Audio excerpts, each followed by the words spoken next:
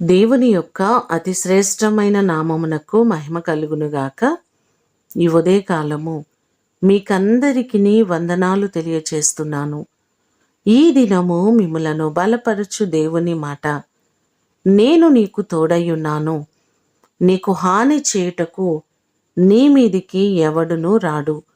అపోస్తుల కార్యములు 18వ అధ్యాయము 10వ వచనం. దేవుడు పౌలుతో ఈ మాటలు అంటున్నట్లుగా ఈ భాగంలో మనము చూడగలం. ఏ శత్రువు కూడా నీ మీదికి రాడు అని ప్రభువు సెలవిస్తున్నారు. అలాగే దానియేలు గ్రంథము 3వ అధ్యాయము 25వ వచనంలో చూస్తే, నెబుకద్నెజరు షడ్రకు మెషకు అబేద్నెగో అను వారికి హాని చేయాలని చూచినప్పటికీ దేవుడు వారికి ఏ హాని కలుగు చేయనీయలేదు అనే మాటలు మనకు కనబడుతున్నాయి. చుట్టుపక్కల శత్రువులు మనలను ఇబ్బంది పెట్టాలని చూచినప్పటికీ మన దేవుడు మనకు తోడుగా ఉండి ఎటువంటి హాని, ఎటువంటి ఇబ్బంది మీకు లేకుండా ఆయన సంరక్షించే దేవుడు, మిమ్ములను కాపాడే దేవుడు.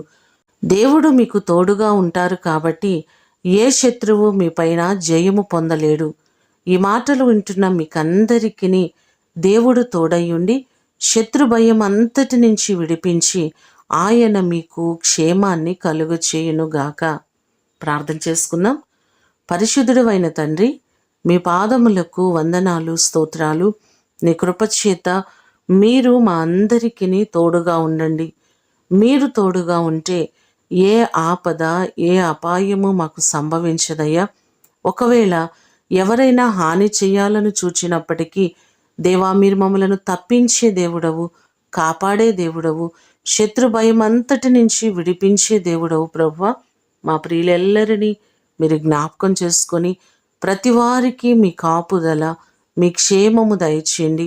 ఎవ్వరికీ ఎటువంటి ఇబ్బంది, తొందరలు జరగకుండా ప్రతి వారిని మీ రెక్కల నీడలో భద్రపరిచి మీరు తోడయుండి మీరు ఆశీర్వదించండి. నీ కృపా సమాధానములు ప్రతి వారికి మెండుగా దయచేయమని యేసు నామమున అడిగి వేడుకొని పొందియున్నాము తండ్రి.